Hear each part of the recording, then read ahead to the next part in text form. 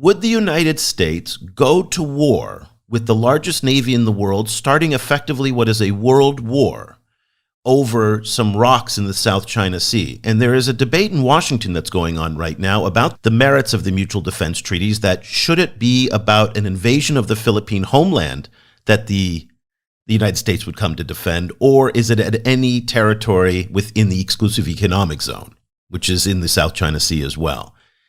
And I'm not entirely convinced that there's a lot of domestic political support to go to war with China over some rocks in the South China Sea, the Scarborough Shoal. And so there is a strain of thought within the Chinese body politic that says, let's just wait to see if Trump wins. Because if Trump wins, the dynamic changes in their view. Because they've seen that what's happened with Ukraine, they've seen that Trump has been averse to these kinds of conflicts. I'm curious, you're in Washington, you talk with official Washington. Do you think there is an appetite to confront the Chinese in a Trump administration? Yeah, I mean, I think there's kind of two pieces to that. One is, it's very hard, as you said, to predict what Donald Trump would do in situation A or situation B. I think the one thing we can say is that under the Trump administration, what we did see with respect to the Philippines was there was a perception in the Philippines.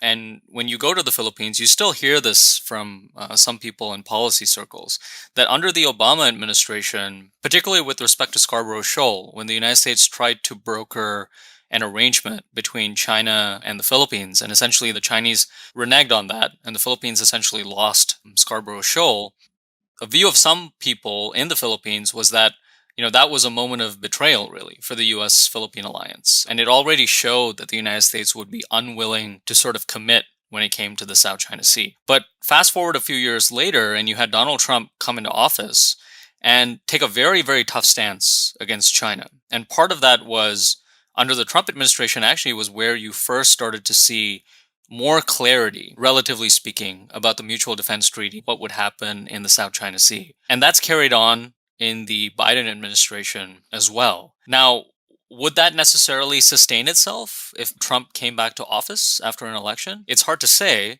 but I think that Trump's line on Russia versus China and the kind of views you have in the Republican Party on Russia and China are quite different.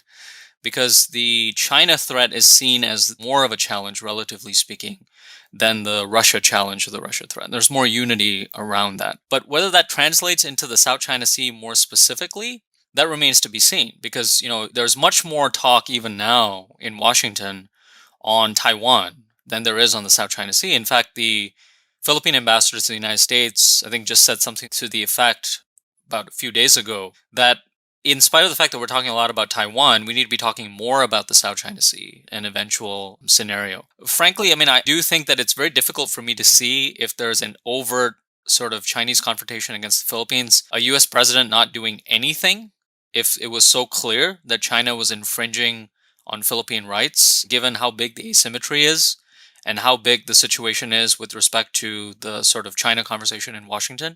But of course, if there are shades of gray, if there are questions around who did what and what ship ran into which one, there could be some uncertainty around that.